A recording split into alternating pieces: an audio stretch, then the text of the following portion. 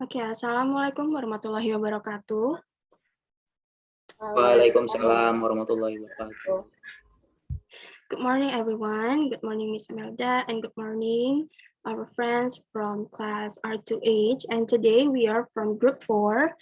We want to doing some presentation about our subject is interlanguage pragmatics.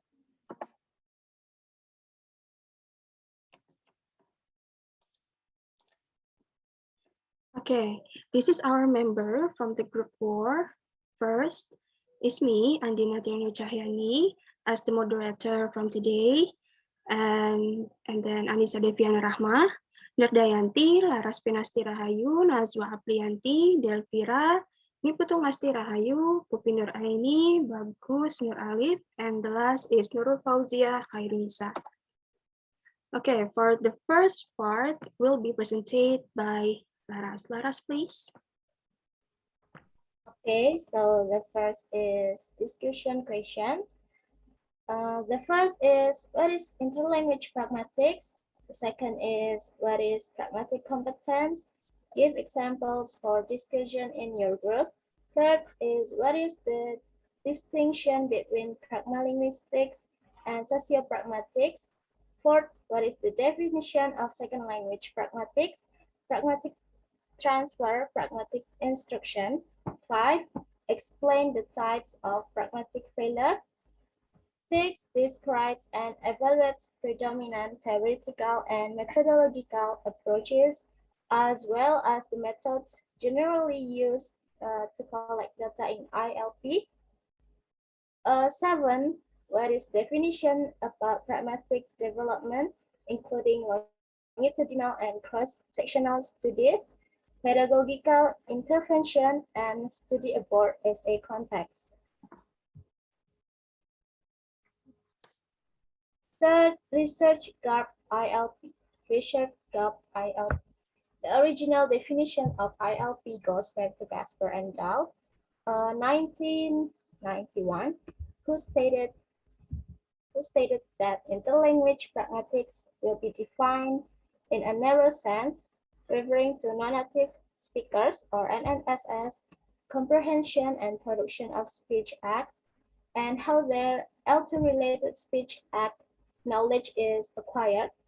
This definition has since evolved to reflect a more holistic concept of language use in social interaction.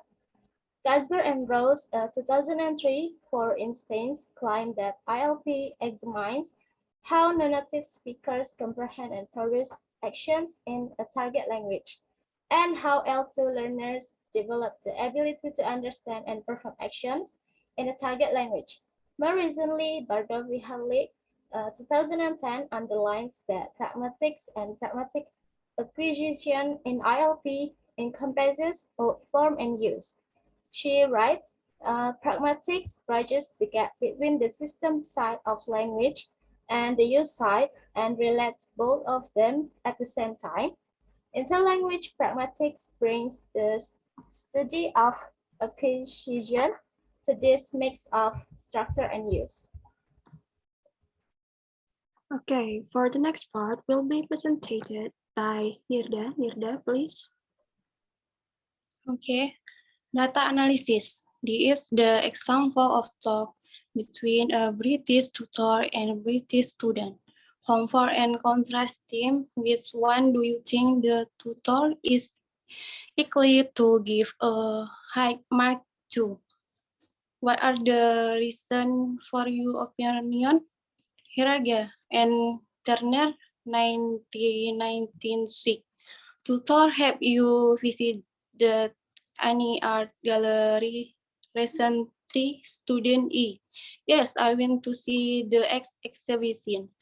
At the W Gallery, it's in a previous exhibition of her work about the years ago. It seems to have become more architectural. The objects are much larger in scale and more to do with architectural speed, its quality, and next And next week is her work to take much richer than the previous Formula Student B.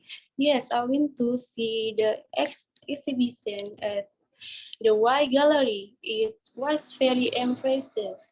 The gallery also featured the J. It's a special display of the mode. I just saw the X because it was what Professor recommended in class. I would certainly like to go back three. Chromatic can be analyzed from two perspectives: the cognitive philosophical view or Geo-American pragmatics and the social cultural international view or European contemporary pragmatics, and the third view pragmatics is defined as the systematic study of meaning by virtue of definition of the eyes of language. White 2014, for the second view, the, the social-cultural interaction pervasive pragmatic adoption of rational perspective on all core component in its having the in the linguistic field and beyond. What 2014 the fifth. Okay, for the next subject about interlanguage pragmatic will be presented by Pupi. Pupi, please. Interlanguage pragmatics. According to Selinker, 1974.35, IL is a language variation that results from the efforts of second or foreign language learners in using the language they are studying. Furthermore, according to Selinker, in the concept of IL, there are 5 language use behavior. First, language transfer, namely the process of the emergence of the rules. First, language in the use of the second or foreign language being studied. Second, transfer of training, namely the process of the emergence of linguistic, grammatical, and linguistic aspects of the mother tongue or first language in IL as a result of the results training or teaching a second or foreign language. Third, strategies of second language, namely the language version, which is the result of the learner's approach to learning a second or foreign language. Fourth, strategies of second language communication, namely the approach taken by students to communicate with native speakers of a second or foreign language.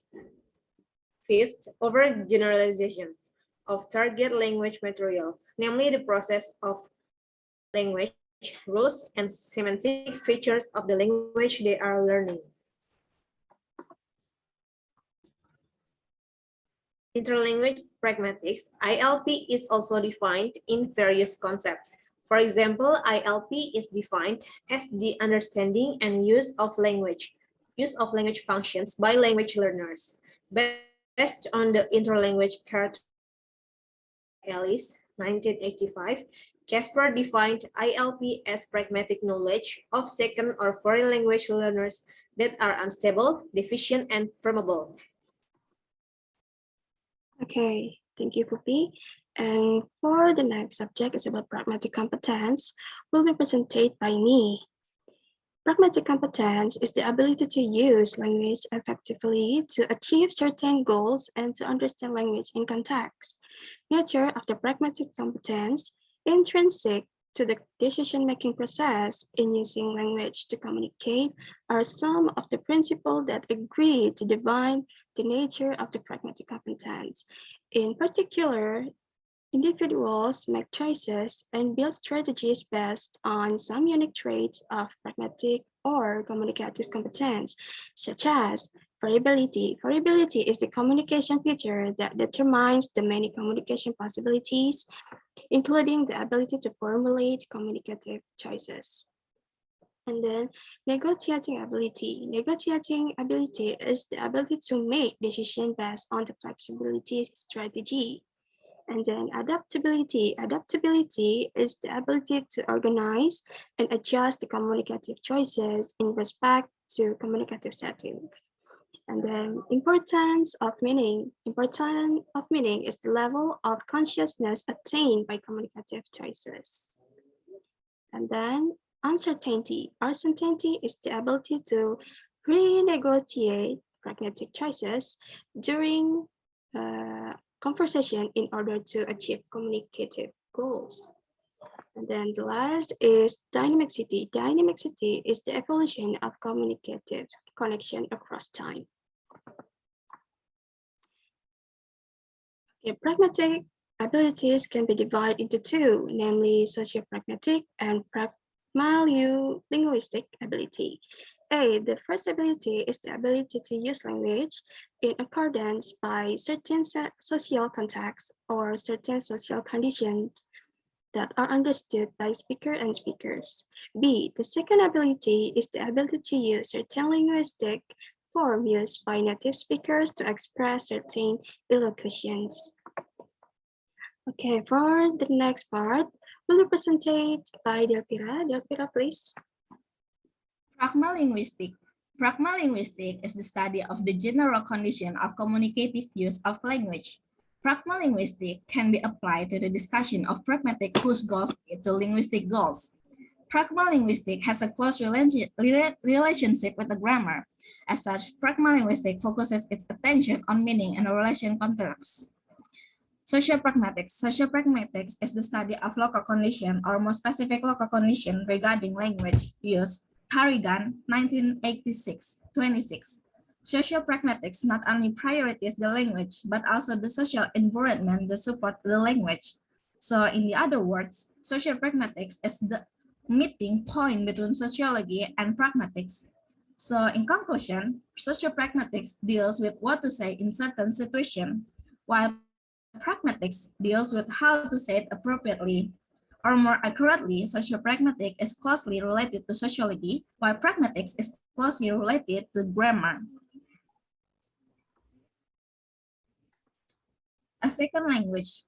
A second language is a language acquired by human after the acquisition of the first language, with a relatively perfect mastery of the language. The usefulness of the second language is only on certain aspects of human life. The acquisition of a second language can be started by humans when they are still in their infancy. The process of obtaining and through hearing. The second language can be mastered well when it's very closely related for the first language, especially in the spoken language. Okay, thank you, Delphira.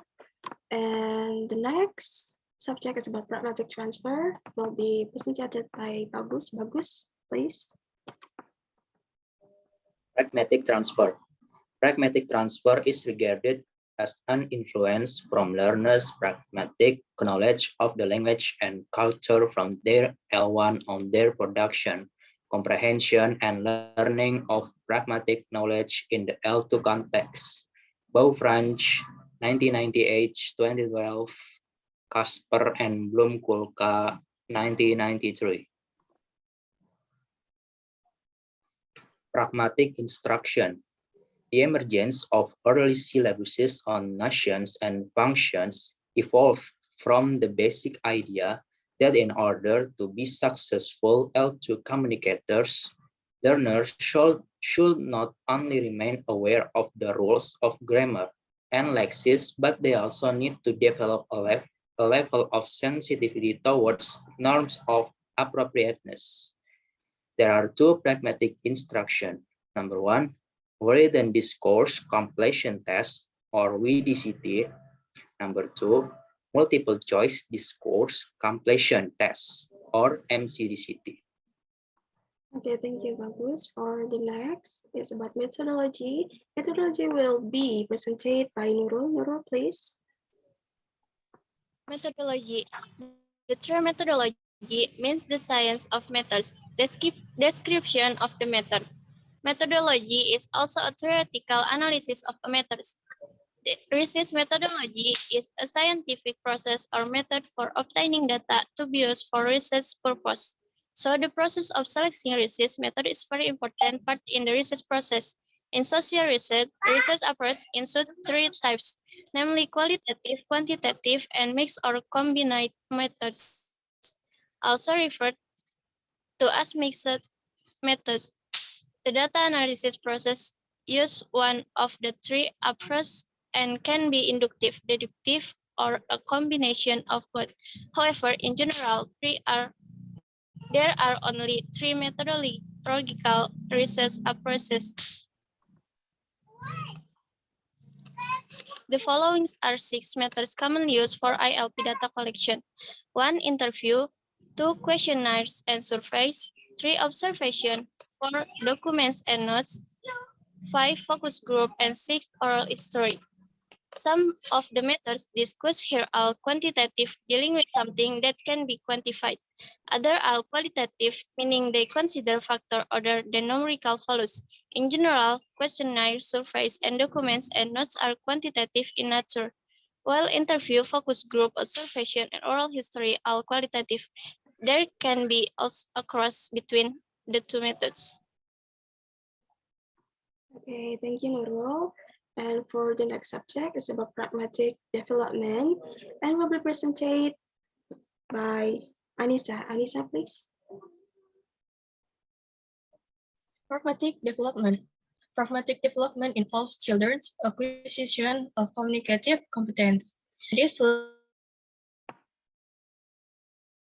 learning how to use language to communicate and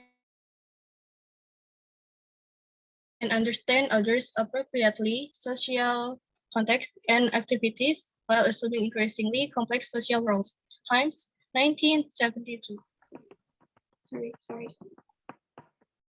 Okay. Longitudinal studies and cross-sectional studies are two different types of research design.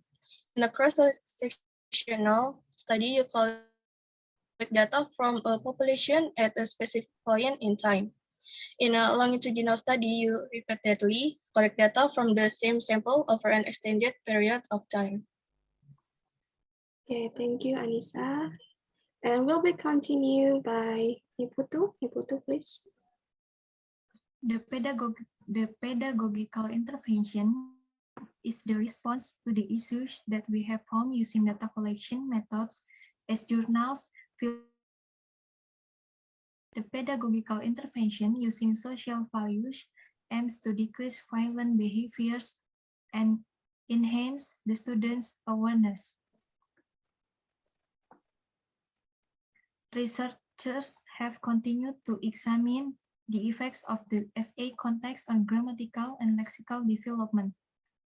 De Keyser and Regan failed to show any advantage for gains in synthetic control for students in the SA context.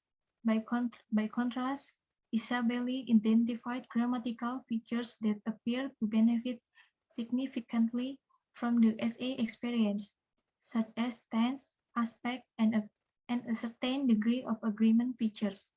Additional research suggested that the learner experienced a significant period of time when various inflectional features compete in apparent free variation during the initial stage of acquisition abroad, and that lexical development helps to consolidate such variation. Okay, thank you, Niputu. And next, about our finding about our data analysis, and will be presented by Nazwa. Nazwa, please. Findings. In our opinion, student A will get a higher score since the student A can describe much detail and specific enough about the art. The student A perspective or knowledge about art is much better than student B, because student A not only saw the exhibition recommended by Prof. A, but student A also had an opinion about what student A saw at the exhibition then and the exhibition 3 years ago. The student B described the art in a general way and not specific enough as much as student A. In conclusion, it is important for foreign language teacher to know the theory of interlanguage. Knowing this theory, the teacher has an idea of how students think and act in language production, which can then help students to facilitate or accelerate the acquisition of the target language.